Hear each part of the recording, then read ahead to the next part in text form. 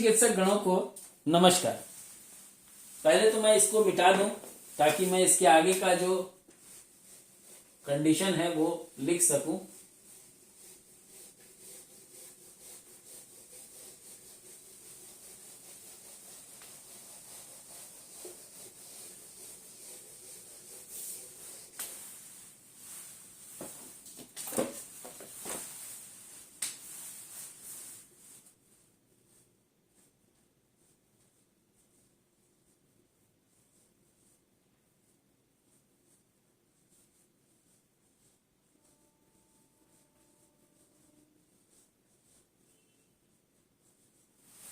Types of hydronephrosis.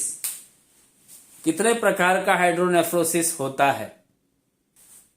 Types of hydronephrosis में दो प्रकार होते हैं। टाइप्स ऑफ हाइड्रोनेफ्रोसिस में रिटेंशन को बिलोंगिंग किया जा रहा है। यहां पे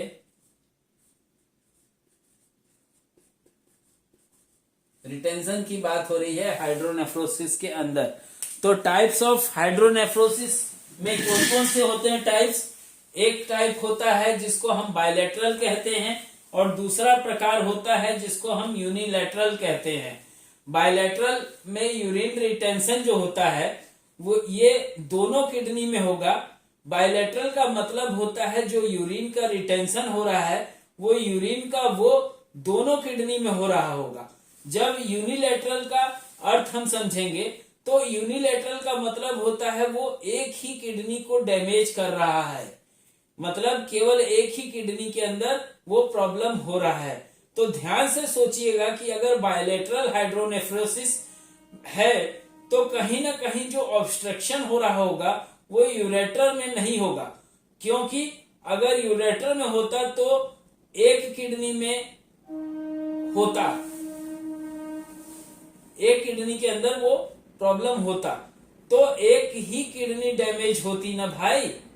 जहां दोनों किडनी के यूरेटर को कनेक्ट होते हैं कहीं ना कहीं वो कॉमन पाथ जो होगा वो यूरेथ्रा में हो सकता है या फिर ये ब्लैडर में हो सकता है।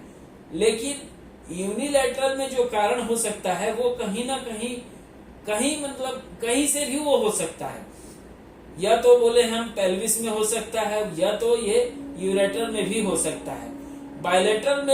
बायलैटरल में जो कॉजेस होते हैं, कारण जो होते हैं वो या तो यूरेथ्रा में होगा या फिर ब्लैडर में होगा।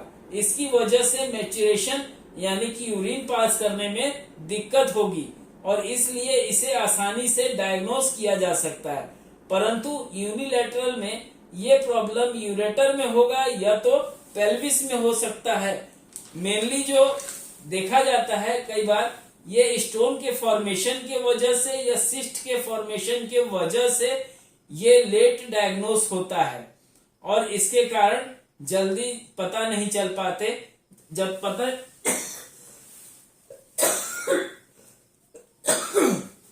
जब तक ये पता चलते हैं तब तक कारण जो होता है वो पता चलते तक ये डिजीज जो होता है फाइंड होते होते ये क्रोनिक या डिजेनरेटिव अवस्था में पहुंच जाता है।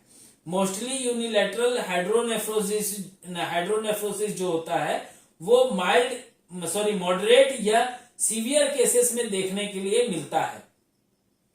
तो अब बात करेंगे हम सिम्टम्स एंड कॉम्प्लिकेशंस के बारे में।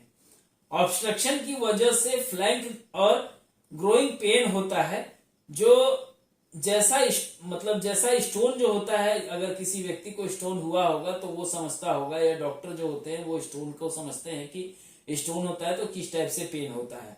या यूरिनरी ट्रैक्ट में इन्फेक्शन हुआ यूटीआई में, जब यूरिन वहां पर रुकने लगेगा तो वहां पर इन्फेक्शन या बैक्टीरिया जनरेट होगा और बैक्टीरिया जो होंगे वो इन्फेक्शन को बढ़ाएंगे और ये अधिक दिनों तक या यूं कहूं कि 2-3 महीनों तक रह गया तो ऐसी अवस्था में क्योंकि उसमें सेप्टिक हो जाएगा और सेप्टिक होने की वजह से यहाँ पे एक टिश जनरेट होगा। जो सिस्ट था, सूजन था, अब उस सूजन के अंदर दर्द भी आने लगेगा और वो दर्द ही नेफ्राइटिस कहलाता है। नेफ्रॉन्स के अंदर जो इन्फ्लेमेशन हुआ था अब उसके अंदर बैक्टीरिया जनरेट हो गया, इन्फेक्शन की मात्रा बढ़ गई और ऐसी अवस्था को हम नेफ्राइटिस कहते हैं। ठीक है। मोस्टली डेंजरस जो कंडीशन होती है वो एजोटीमिया में होता है। एजो का अर्थ होता है नाइट्रोजस कंपाउंड, यानी ब्लड में नाइट्रोजस कंपाउंड का जो एक्यूमुलेशन होता है इसे ही एजोटीमिया कहते हैं। प्रायः नाइट्रोजस कंपाउंड जो होते हैं वो यूरिया और क्रिएटिनाइन में होते हैं। उसका जो ब्लड में एक्यूमुलेशन होने लगता है इसी प्रोसेस को एजोटीमिया कहते हैं। तो आइए जानते हैं पैथोजेनेस क्या होते हैं। नॉर्मली जो यूरिन होती है उसमें यूरिन जो होता है वो पास कर दिया जाता है और इन केस जो भी यूरिन बचता है वो लिम्फेटिक्स के द्वारा निकाल दिया जाता है। लेकिन एक कंडीशन होता है कि कहीं ना कहीं रिटेंशन हो रहा है और लिम्फेटिक सिस्टम में भी अगर कहीं मान लेते हैं ऑब्स्ट्रक्शन होगा तब क्या होगा। कहीं ऑब्स्ट्रक्शन है तो किडनी में जो रिटेंशन होगा वो रिटेंशन की वजह से किडनी का जो साइज है वो बढ़ेगा और ये प्रोसेस अगर चलता जाएगा, अगर ये लेट से डायग्नोस होगा तो कहीं ना कहीं नेफ्रॉन्स में डिस्ट्रक्शन होने लगेगा और नेफ्रॉन्स में डिस्ट्रक्शन होगा तो किडनी जो है वो डिस्फंक्शन हो जाएगा। किडनी अपना कार्य ठीक से नहीं करेगा, खराब तरीके से करने लगेगा और गड़बड़ी करने लगेगा। कॉर्टेक्स या मेडुला में अगर पेल्विस, रीनल पेल्विस या कैलेसिस बढ़ रही है तो कहीं ना कहीं मेडुला कॉर्टिस जो होती है वो पतली हो जाएगी और थिनी होती जाएगी। इसकी वजह से पायूरिया और ओलिग्यूरिया, पायूरिया का अर्थ होता है WBC का यूरिन में दिखाई देना और ओलिग्यूरिया का अर्थ जो होता है वो उसका मतलब होता है अगर कोई इंसान 24 घंटे में यूरिन का जो आउटपुट करता है, यूरिन पास करता है, वो 400 ml से कम हो रहा हो यूरिन पास, तो इसको हम लोग ओलिग्यूरिया कहते हैं। एसोटीमिया में जब हम बात करते हैं तो वहां क्रिएटिनाइन और electrolyte imbalance in blood circulation ये एक बड़ा कारण होता है किडनी फेलियर के केसेस में।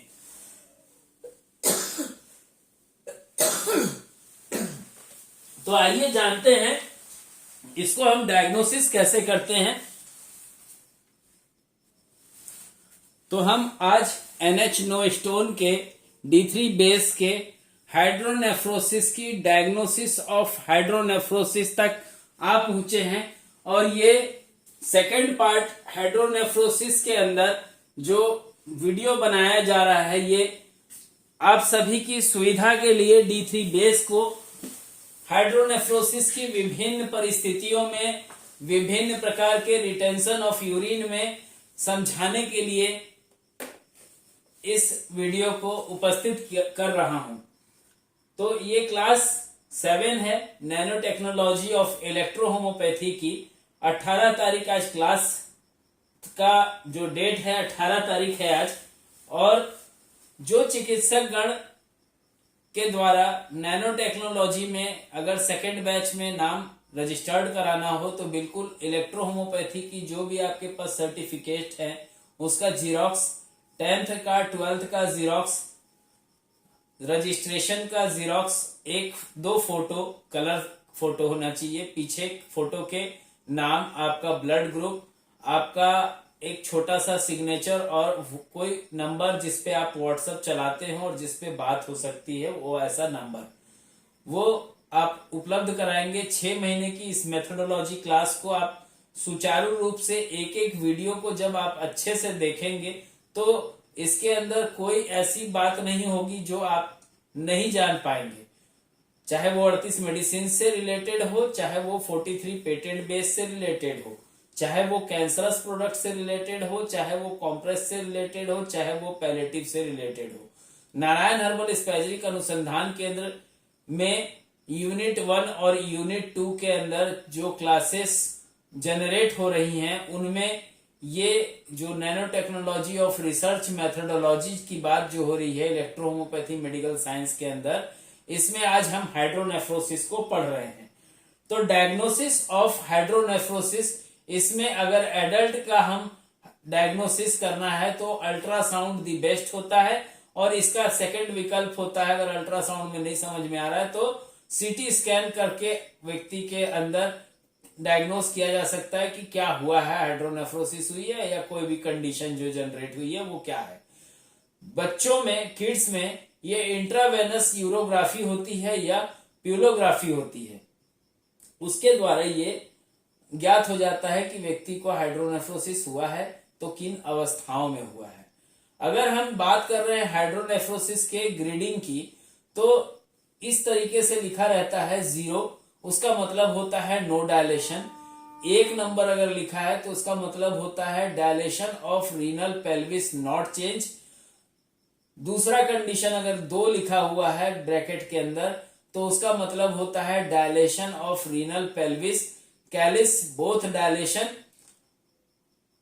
तीसरा स्थिति जो होता है जिसमें 3 लिखा हुआ है, moderate dilation renal pelvis. Moderate dilation renal pelvis में पाया जाता है, कैथेस में पाया जाता है और ये कॉर्टिक्स में होता है, वो पतला होते जाता है। ठीक है, कॉर्टिक्स क्या काम करता है वो आप देख सकते हैं, बट कॉर्टिक्स पतला होते जाता है। चौथी जो अवस्था होती है वो सीवियर डायलेशन, यानी कि पिट्यूशन डायलेशन तो हुआ ही है, पेल्विक भी खराब होगा, डायलेट होता जाएगा और यूरेटर भी डायलेट होता जाएगा, और इसकी वजह से किडनी का जो साइज है वो दुगना के आसपास हो जाएगा। तो आइए जानते हैं कि इसके अंदर ऑब्स्ट्रक्शन को रिलीज करने के लिए हम लोग क्या करते हैं। ऑब्स्ट्रक्शन रिलीज होगा तो वहां से इंफेक्शन भी हटेगा और डिजीज क्योर करने में रास्ता भी खुलेगा।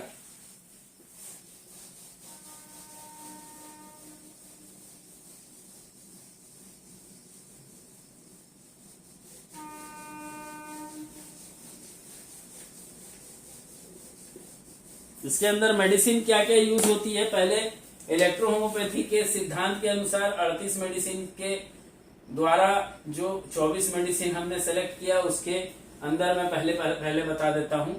H2, H6, C17, P2, Ven1, GE,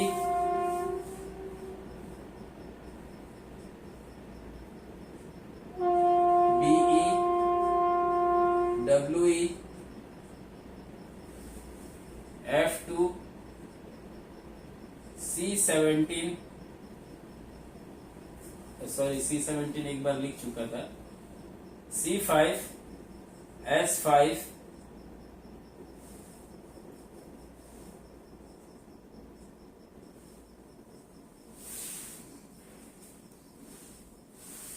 S10,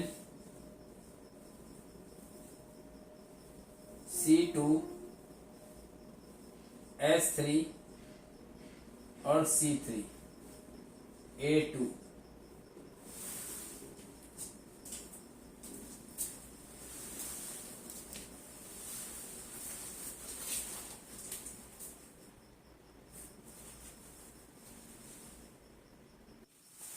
ये थोड़ा सा हिल गया है, बाकी जो लिखा हुआ है वो खिचड़ी है। ठीक है, पहले आप एक बार इसका स्क्रीनशॉट ले लीजिएगा वीडियो देखते देखते, ताकि आप लोगों को समझने में आसानी हो कि अगर हम किडनी के अंदर हाइड्रोनेफ्रोसिस डिजीज का अगर ट्रीटमेंट हम 38 मेडिसिन में से उन 24 मेडिसिन के द्वारा करते हैं तो एक मेडिसिन ऑप्शनल होती है हमारे यहाँ, ये कभी कभी चिकित्सकों के द्वारा उपयोग करवाया जाता है बट हम स्वयं नहीं करते।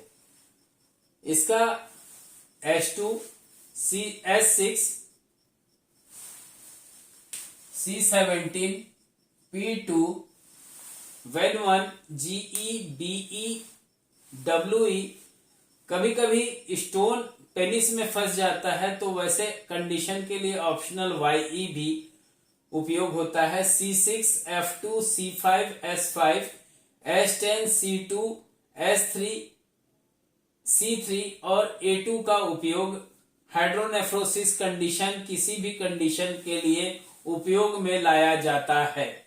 इसमें एक मेडिसिन जो कि प्रायः हम यूज करते हैं वो मेडिसिन है S10। S10 का उपयोग हम NH नो स्टोन के अंदर किए हुए हैं। तो NH नो स्टोन जो मेडिसिन है वो कई जगहों पे S10 मिलाना पड़ता है, इसलिए हमने बेस मेडिसिन के अंदर जो फॉर्मूला लिखा हुआ है वो आपको प्रोडक्ट के ऊपर मिल जाएगा। बट अगर हम NH नो स्टोन के D3 बेस से NH नो स्टोन के द्वारा हाइड्रोनेफ्रोसिस के अगर निदान की बात करते हैं, उसके ट्रीटमेंट की बात करते हैं, तो NH नो स्टोन का सेकेंड डायल्यूशन बना लीजिए। 1 ml लेके 99 ml DW में डिजोल्व करके भी तैयार कर सकते हैं, और अगर 50 ड्रॉप्स 27.5 ml के अंदर डाल करके आप तैयार करते हैं तो भी D2 बनेगा। और अगर उसको आपने D3 बेस से फर्स्ट डायल्यूशन बनाया और फर्स्ट डायल्यूशन के 1:9 के अकॉर्डिंग अगर आप मेडिसिन को बनाते हैं और उससे बनने वाला सीरियल डायल्यूशन अगर D2 भी होगा तो सेम रिजल्ट आपको देगा। अपर पोल और मिड पोल में होने वाला स्टोन जो होगा अगर 15 mm तक का है तो विद इन 15 डेज के अंदर बाहर हो जाएगा। बट अगर वो लोअर पोल का कैलकुली होगा तो क्योंकि वहां पे बहुत सारे नेफ्रॉन्स के अंदर आसपास के जो कार्टिलेज होते हैं, जो पतली पतली आर्टरीज और वेन्स होती हैं, वहां पे वो स्टोन फंस जाता है। और ऐसी स्टोन को, जैसे गॉल ब्लैडर स्टोन को धीरे धीरे चने को पिघलाया जाता है, पहले चना फूलता है, फिर धीरे धीरे वहां से वो गलता है, पिघलता है और वहां से वो निकल जाता है। तो ठीक उसी प्रकार से लोअर पोल का जो कैलकुली होता है, अगर किसी को हुआ है तो वहां पे जब आप मेडिसिन को चालू करेंगे तो NH नो स्टोन के डायल्यूशन थर्ड को बना लेंगे और थर्ड से आप पेशेंट को देना चालू करेंगे। 5 ड्रॉप पहले देंगे, 5 ड्रॉप 15 डेज देने के बाद उस मेडिसिन को 10 ड्रॉप कर दीजिएगा, और 10 ड्रॉप होने के बाद जब 1 महीना हो जाएगा तो वहां से D2 पे आ जाइएगा, 10 ड्रॉप ही चलने दीजिएगा। और जब फिर पेशेंट को जब 15 दिन और हो जाएंगे, मतलब पेशेंट दवाई खाते 45 दिन हो चुका होगा, तो पेशेंट को जो मेडिसिन होगी, जो 10 ड्रॉप आपने दे रहे थे वहां पे उसको कर दीजिएगा 15 ड्रॉप, और उसके 15 दिन के बाद भी अगर देने की जरूरत पड़ती है तो उसको कर दीजिएगा 20 ड्रॉप। और उसके बाद सोनोग्राफी कराइएगा, आपको पता चलेगा स्टोन वहां से गायब हो चुका है। ठीक है। बट अगर लगता है कि हाइड्रोनेफ्रोसिस के केस में अगर स्टोन जो है NH नो स्टोन को हम यूज कर रहे हैं, और वो हम यूज कर रहे हैं कब, जब हाइड्रोनेफ्रोसिस पेशेंट को हुआ है, तो उस कंडीशन में S10 D3 बेस का लेकर के उसमें से 10 ड्रॉप हम 30 ml D2 के अंदर डाल देंगे। किसका D2? NH नो स्टोन का जो D2 होगा, सेकेंड डायल्यूशन जो होगा, उसके अंदर आपका ये वाला सेकेंड डायल्यूशन नहीं जोड़िएगा भैया, ये D5 हो जाएगा। मेरी मेडिसिन को अगर सेकेंड डायल्यूशन कर रहे होंगे तो ये हुआ सेकेंड डायल्यूशन, दूसरी बार जो टूटेगा बेस से। आपका डायल्यूशन थर्ड को, ये डायल्यूशन थर्ड, ये डायल्यूशन थर्ड एक है, ये डायल्यूशन फोर्थ, ये डायल्यूशन फोर्थ एक है, ये वाला डायल्यूशन फोर्थ जो है इसको हम डायल्यूशन 7th मानते हैं, ध्यान दीजिएगा। इसलिए कंफ्यूज मत होइएगा, मैं कंफ्यूज नहीं कर रहा हूं, इसलिए आपको चार्ट जारी कर दिया हूं।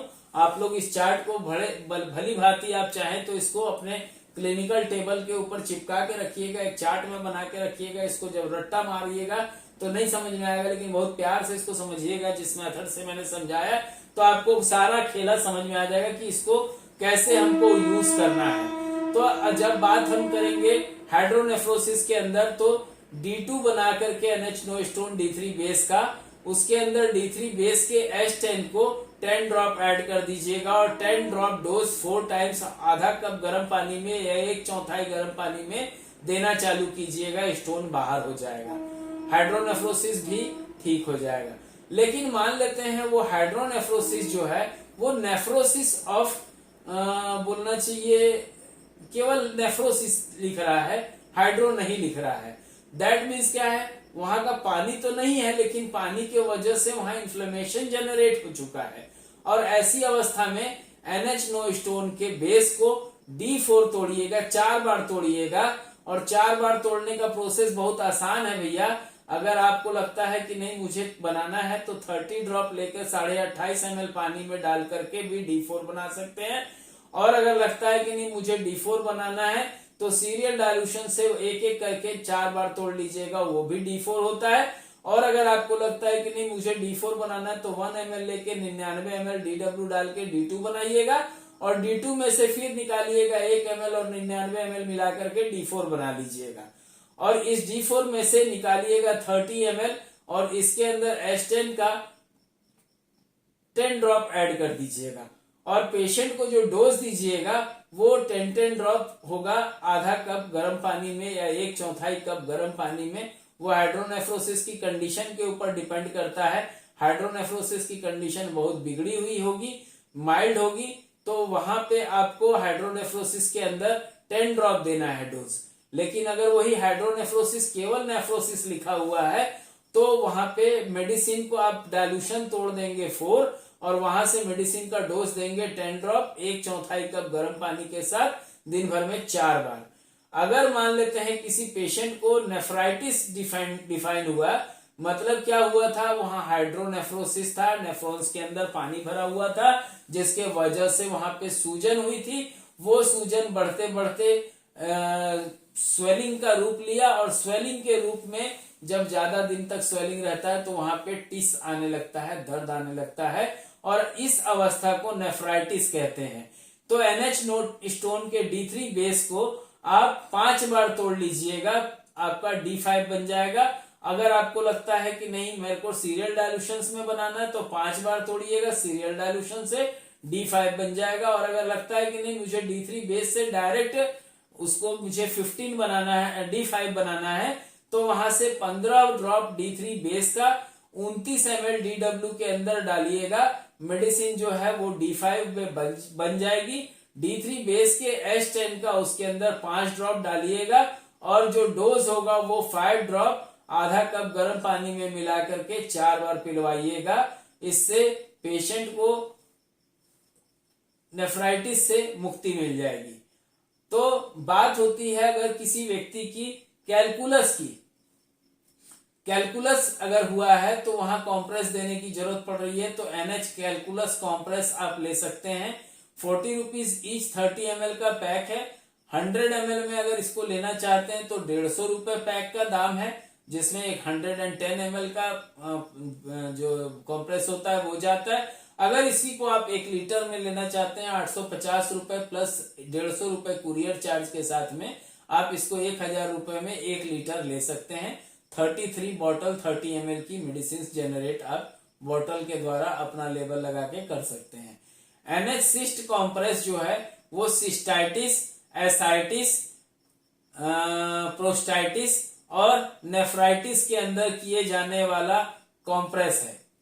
बट इस प्रोडक्ट के ऊपर सिस्टाइटिस और नेफ्राइटिस केवल लिखा हुआ है। एक कंडीशन होती है किडनी फेलियर की। अगर किडनी फेलियर के ऊपर जा रहा है तो कैंसर प्रोडक्ट के अंदर हमारा किडनी फेलियर का बहुत ही अहम रोल प्ले किया हुआ है। बट NH स्टोन को अगर किडनी फेलियर में पढ़ना होगा तो आप the manual user book 43 patent base जो कि अभी नई छपने जा रही है उसके लिए बुकिंग करा दीजिएगा।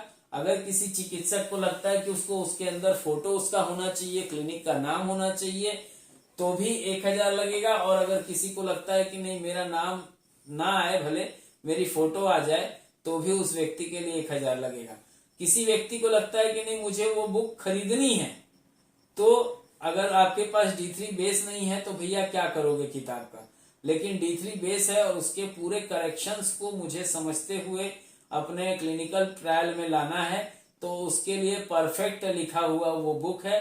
उसके बाद शायद मैं नहीं समझता कि मेरी जरूरत इस बेस को चलाने के लिए पड़ेगी। तो इसी के साथ में अगर हम किडनी फेलियर के अंदर बात कर रहे हैं तो कौन कौन सी मेडिसिन हम यूज करते हैं वो क्लियर कर दे रहा हूं। अगर नाइट्रोजस पार्ट को निकालना है तो यूरिया और क्रिएटिनाइन होती है। तो यूरिया को अगर ठीक करना है तो D2 पार्ट से ही हम ठीक कर सकते हैं। उसके अंदर C2 वाला मेडिसिन को हमको डालना होता है 10 ड्रॉप। अगर वही यूरिया थोड़ा ज्यादा बढ़ा हुआ है तो D5, और अगर लगता है कि नहीं वो 200-150 पहुंचा हुआ है तो D8 से चालू करना चाहिए। डोज क्या होगा, वो डोज का ये चार्ट बना हुआ है, वो देख लीजिएगा, समझ में आ जाएगा आपके। मैं एक चार्ट और रखा हूं केवल डिजीज की डिफाइंडिंग के ऊपर। खाली उस चार्ट को देखने से समझ में आ जाता है कि कौन सी डिजीज के अंदर कौन से डायल्यूशन की मेडिसिन जाएगी।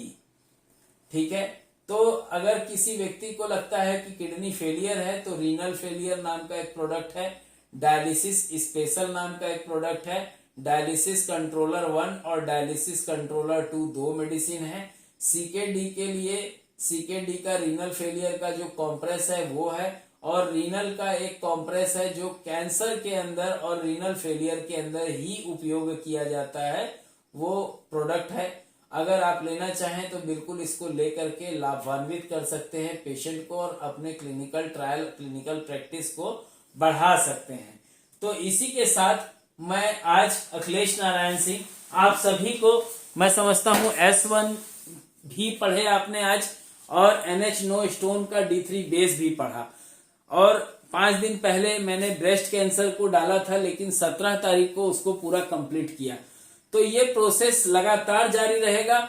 हो सकता है संडे को क्लास न हो, एक आध दिन का मैं गैप लूं, क्योंकि इतनी सारी मेहनत को एक साथ लॉन्च करने में, एक साथ बता करके आप सभी के समक्ष पेश करने में मुझे हालांकि बहुत खुशी हुई है, और यही कारण है कि मैं सारा चीज को स्पष्ट तरीके से आप सभी के समक्ष पेश करते जा रहा हूं। फॉर्मुलेशन का सेटअप आप लोग स्वयं भी कर सकते हैं। मैं इस चार्ट को मिटा दूंगा, क्योंकि ब्लैक बोर्ड अगर साफ होगा तो हो सकता है मैं रात में कुछ और भी वीडियो बना करके आप सभी के लिए उसको उपस्थित करूं। तो इसको मैं मिटा दे रहा हूं, क्योंकि मैं समझता हूं कि आज बहुत कुछ ऐसी चीजें क्लियर हुई होंगी आप सभी को, जिसके लिए काफी दिनों से मैं प्रयासरत था।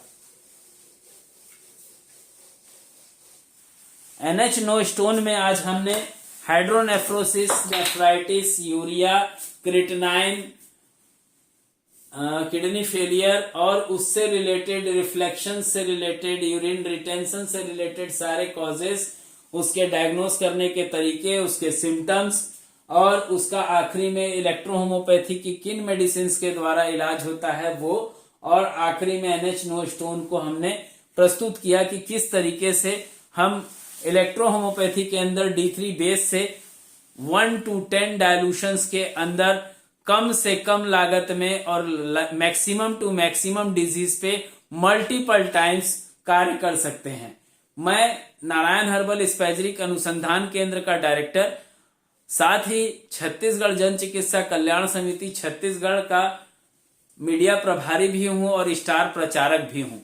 इलेक्ट्रोहोमोपैथी के अंदर मुझे कार्य करते हुए लगभग 18 साल हो गए, लेकिन इस 18 साल में बड़े भैया का सहयोग सराहनीय रहा, और बड़े भैया कौन हैं वो समय आने पे मैं सभी को उजागर करूंगा। BS प्राइवेट लिमिटेड कौन है समय आने पे मैं उजागर करूंगा। बट अभी जो हम कार्य कर रहे हैं nano technology of electrohomeopathy medical research methodology के अंदर, तो ये जो क्लास आपने 7th क्लास आपने आज पढ़ी हाइड्रोनेफ्रोसिस, क्लास 6 का जो वीडियो है उसको आप लोग जरूर देखिएगा, क्योंकि क्लास 6 का जो वीडियो है वो आप लोगों के लिए इसलिए भी मायने रखता है क्योंकि उसके अंदर मैंने मेडिसिन को, कौन सी मेडिसिन है जिसको हमको चलाना चाहिए और किस तरीके से चलाना चाहिए उसको मैंने एक्सप्लेन किया है। अगर S1 की हमने बात की आज, तो S1 को हम उसका एक्शन, फील्ड ऑफ एक्शन क्या होगा उस सब के ऊपर डाला है। डायल्यूशंस इसलिए जरूरी होता है क्योंकि डिजीज तो हमारे पास होता है, फोटो खींच के हम डाल देते हैं, सामने वाला हमको बताता भी है, लेकिन वो हम सीखे थोड़ी। अगर हमको लगता है कि नहीं हमें सीखना है तो उस प्रोसेस को समझना होगा। अगर वो प्रोसेस को हम नहीं समझेंगे तो हमको दिक्कत होगा, और जब दिक्कत होगी तो मुझे नहीं लगता कि आप लोगों को भी कोई खुशी होगी। तो ये एक चार्ट है जिसमें डायल्यूट रूप बिस मेथड है। डायल्यूट रूप बिस मेथड का मतलब होता है केवल डायल्यूट किया जाना। पोटेंसाइज रूप का मतलब होता है उसको झटके मारना। ठीक है, तो कोई ऐसी मेडिसिन जिसके अंदर अगर आप पानी डाल करके झटके मार रहे हैं तो ना तो उसके एटम्स चार्ज होंगे, ना प्रोटॉन्स चार्ज होंगे, ना उसका पीएच चेंज होगा, तो भैया आप ठोक काहे रहे हो। और अगर ठोकना चालू करोगे तो क्या होगा, पेट निकल जाएगा एक समय के बाद। ये ज्यादातर शिकायत मिल रही है डॉक्टरों में 32 साल से लेकर के 47 साल के डॉक्टरों में। ये जो इलेक्ट्रोहोमोपैथी के अंदर ठोकते हैं, झटके मारते हैं, उनके पेट अक्सर निकल जाते हैं। तो जब हम बात करते हैं मेडिसिन के अंदर दो मेथड होता है इलेक्ट्रोहोमोपैथी के अंदर। पोटेंसाइज रूप बिस मेथड जिसमें कॉन्सेंट्रेटिक मेडिसिन D1, D2, D3 होती है, और D4 से लेकर के, क्योंकि वो मदर टिंचर वाला अल्कोहल वाला पार्ट होता है, इसलिए उसके अंदर वॉल्यूम वेट जो होता है वो 2 वॉल्यूम वेट होता है। वो 2 वॉल्यूम वेट कौन कौन से होते हैं वो पहले आप लोग समझ लीजिए, ये भी बहुत काम की चीज है, क्लास एंड मत कर दीजिएगा, है ना। तो ये क्लास 7 के अंदर ही मैं उस चीज को कंपाइल कर देता हूँ, थोड़ा सा छोटा सा चार्ट है, उसको आप लोग समझ लीजिएगा तो आप लोगों के काम की ही है। और मैं समझता हूँ कि जो चीजें अभी तक आप लोग जाने होंगे, शायद जाने अनजाने आप लोगों को मिला था कि नहीं मिला था, मुझे नहीं मालूम। सभी को ये एक चीज बताना चाह रहा था कि अगर किसी व्यक्ति के पास RS एथेनॉल अल्कोहल है तो उसको बोलते हैं 99 वॉल्यूम वेट पर वॉल्यूम। और अगर किसी के पास ऐसे अगर होम्योपैथी के दुकान से प्राप्त किया हुआ जो सैक्रम लैक्टिस 30 होता है, जिसको एक्चुअल में D4 कहा जाता है, डायल्यूशन 4 हो या पोटेंसाइज रूप का होगा तो ये होगा, और इसका जो स्ट्रोकिंग होगा वो 1000 होगा। 1000 मतलब होता है, सॉरी 10,000 होगा। 10,000 का मतलब होता है 1/10,000। 1/10,000 किसको बोलते हैं, D4 को बोलते हैं। ठीक है, तो 1/10,000 का मतलब होता है D4। या पोटेंसी की बात करेंगे तो पोटेंसी अगर इसको आप 1000 से डिवाइड करेंगे तो जो अंक आएगा वो 2 होगा। और पोटेंसी के अंदर जब बात होती है तो 2 अंक को लिया जाता है। ठीक है, 2 अर्थी। अब जब हम बात कर रहे होंगे कि अगर हमको मिलान करना है तो 30 ml के अंदर इसका डालेंगे केवल 3 ड्रॉप। लेकिन अगर इस मेडिसिन, इस पार्ट को अगर आप डाल रहे होंगे 30 ml के अंदर तो ये आपको डालना पड़ेगा 9 ड्रॉप, सॉरी 6 ड्रॉप, सॉरी गलत हो गया था, ये डालना पड़ेगा 6 ड्रॉप। इसी अनुपात से आप मिलाएंगे तो आपकी मेडिसिन जो है, इसकी एक्सपायरी जो लिखी होगी उसके अकॉर्डिंग आपकी ये मेडिसिन बन के तैयार रहेगी। मैं थोड़ा सा इसको झुका दे रहा हूं क्योंकि आप लोगों को कुछ पार्ट है जो छूट गया है, तो मैं वो इस वीडियो में आ जाएगा। एक है ऊपर वाला RS ethanol alcohol 99 volume weight पर वॉल्यूम। 30 ml के अंदर अगर आप डाल रहे होंगे 30 ml DW या RO वाटर के अंदर तो इसका 3 ड्रॉप डलेगा। लेकिन सैक्रम लैक्टिस होगा 30, एडविन कंपनी हो या किसी कंपनी का हो, तो वहां पे ये 90 वॉल्यूम वेट का होता है। और इसके अंदर जब हम मेडिसिन 30 ml के अंदर डालेंगे तो RS को, ये वाला RS डालने के लिए 6 ड्रॉप डालना से काम चल जाएगा। तो आज मैं इसी के साथ में नैनो टेक्नोलॉजी ऑफ इलेक्ट्रोहोमोपैथी की ये जो रिसर्च मेथोडोलॉजी के तहत आप सभी को समझा रहा था उसको आज विराम देता हूं। कल मेरी छुट्टी रहेगी और परसों मैं आप सभी के लिए हाजिर होऊंगा H2 को लेकर के। H2 पढ़ाऊंगा, उसके बाद आपको PID पढ़ाऊंगा, उसके बाद आपको गायनिक टोन पढ़ाऊंगा, हो सकता है कैल्डी सेक पढ़ाऊंगा, हो सकता है सार्कोमा या लंग्स कैंसर के ऊपर वीडियो डालूंगा। तो मेरा ऐसे ही मनोबल बढ़ाए रखिए, इलेक्ट्रोहोमोपैथी के अंदर कार्य करते हुए अपना और इलेक्ट्रोहोमोपैथी चिकित्सा पद्धति का भला करते रहिए। इसी आशा के साथ आज मैं आप सभी से आज्ञा चाहूंगा। जय मैटी जी, जय इलेक्ट्रोहोमोपैथी और जय सदा की तरह आप सभी की भी। धन्यवाद।